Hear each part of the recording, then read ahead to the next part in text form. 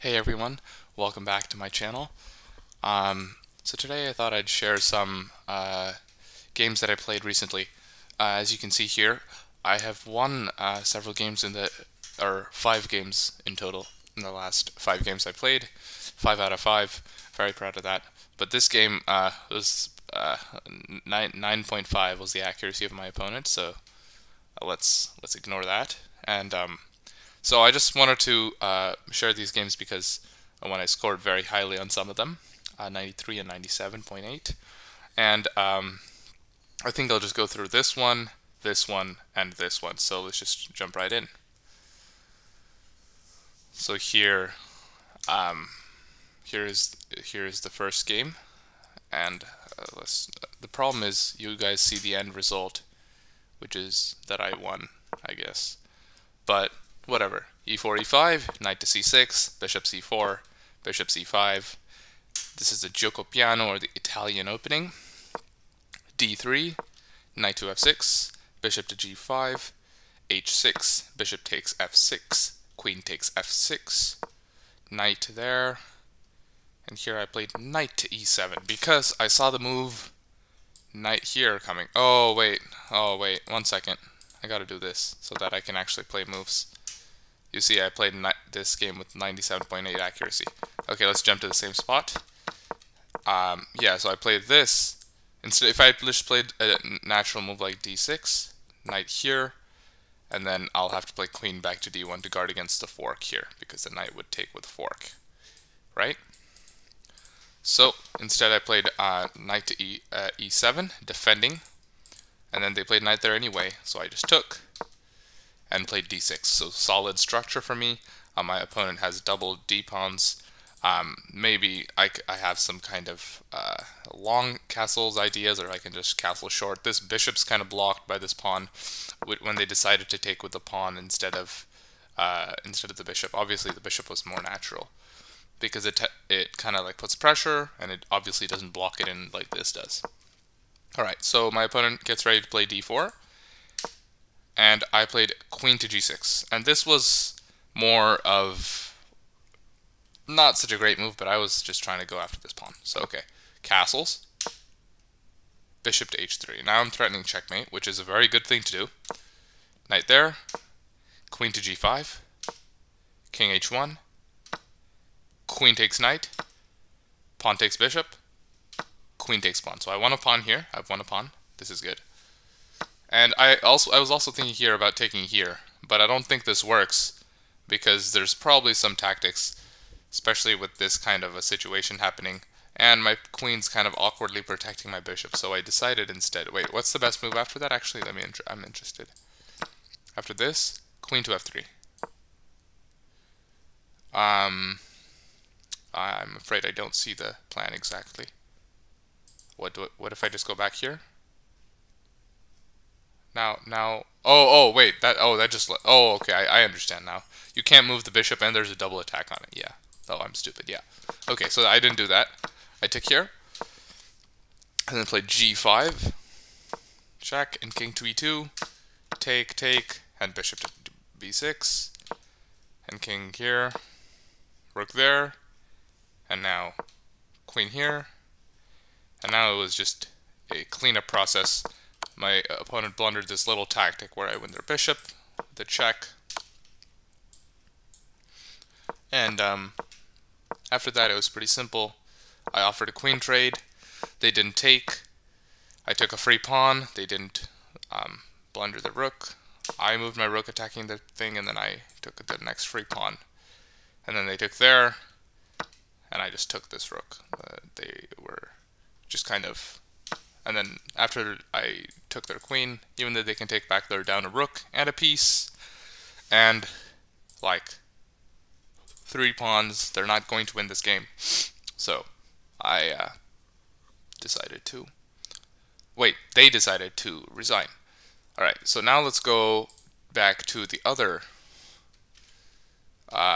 game, to the next game rather.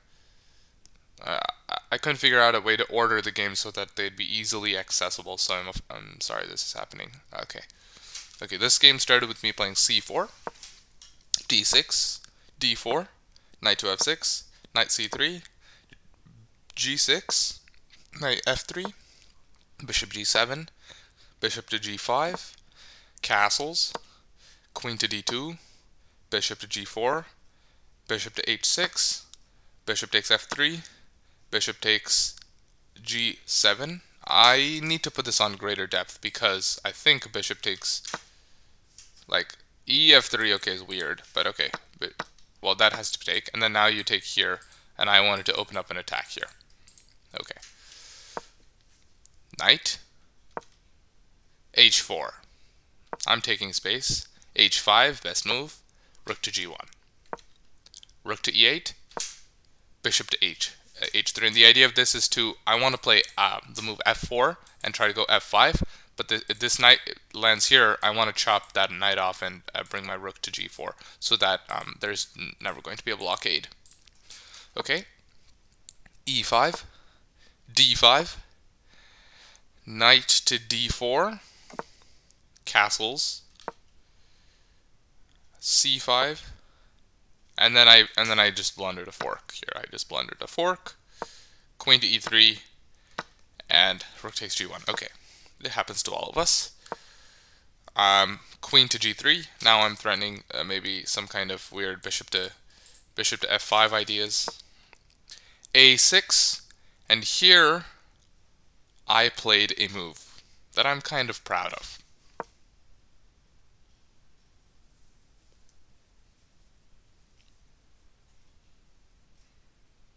Okay, I'll explain this move. So, if pawn takes, which is the obvious move, it's mate. If wherever the king goes, it's mate. Okay? And if rook takes,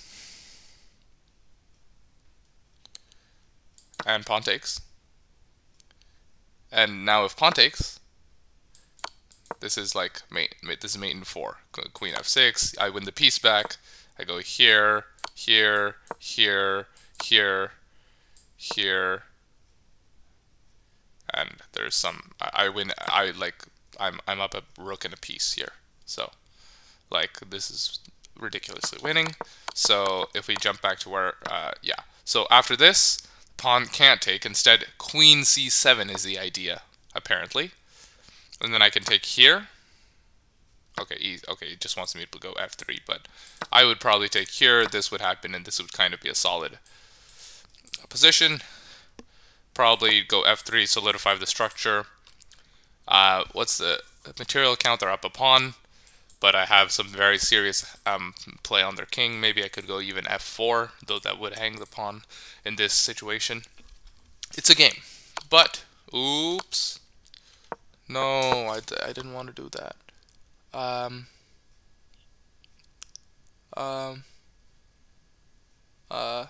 Where is the move? Ah. There you go. Here, rook to g8 was played. And now, obviously, I can't just like take there or something, because after a queen takes, rook would take, and that would be bad. So I moved my bishop back to pressure this area. Now I'm threatening to sack here and have some kind of situation where I take the knight here. King moves, bishop back to h3. b5, queen to g5. I'm going all in, and then they just hung a knight. So yeah, sometimes at this level people just hang knights, and I hung a fork and they hung a knight in return, and then this happened. But now I just have knight to a4, and I'm blocking all counterplay. The queen can't ever get in. Okay, rook there, bishop to c6, rook there, b3. Now this pawn never moves, this knight never moves, and this is not moving. And then now I just play queen to f6. And then they just hung a rook. And then I rook lifted and took all their pawns. And a short while later, after I took all their pawns, and a short while later, I was able to checkmate. That was that game. Excellent, let's go back, and look at this last game here. This was another Queen's Gambit.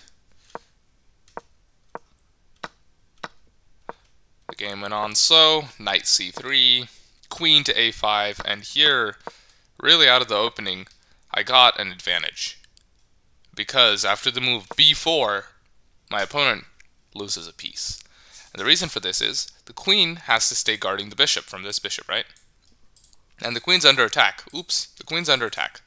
And if the queen goes here to stay guarding the bishop, then I take the queen. So, and if the queen goes here, I take the queen with either the bishop or the knight. That's bad. And if the queen goes anywhere else, it's not guarding the bishop, so I win the bishop. So, my opponent plays knight takes b4, pawn takes b4. And now, queen takes b4. And now, the computer says I should have played bishop takes here and allowed this, because I thought this seemed pretty unsafe, but apparently now the best move is queen c7. And then queen a4 check, king f8, rook c1. This is the line the computer is giving, but no one would play this, right? Because no one voluntarily moves their king like that. So instead, I played the ridiculous move, queen to a4, and traded queens. After which, I am up a piece, because that knight that was sacked, I won that, right? So now I'm up a piece, but I'm down like 2 pawns for the piece. So I proceeded to win one of those pawns. Oh no, this was a blunder? What did I do? I had to go rook c1. Oh, rook c1's a boss move. Rook c1, if they take, mate. Wait, mate. Yeah, there you go. But I played this, and now this had to happen. This, and this. Oh, and this. And it's quite hard to defend this pawn here. In fact, it's not possible. So, and obviously I would be getting forked, so I'd probably move my rook to b1 or something. Okay, rook c1's better.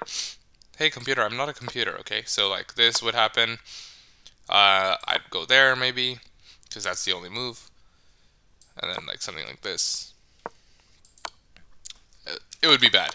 Okay, I didn't see this. But, okay. Now I just move my knight back, and then I had a little bit of a, it wasn't a super clean conversion here, but eventually I managed to bring my knight in, and I forced a rook trade, which is very important. When you're up material, try to trade your material. Here the rook has no moves, all these squares are taken, the knights guard each other, and the king guards these squares, so the rook had to take, and then after the move knight takes d5, my opponent resigned because that pawn's going to fall. Alright, those were the games. I hope you enjoyed. It's not often that I make a video just solely about a couple of games, which aren't technically best games, but these were relatively high accuracy. I did make a couple blunders here and there, but that's how it is. You learn from your mistakes, and you try to make fewer mistakes in your next game. And I hope you guys are learning as well as I am, and I will see you in the next video. Bye.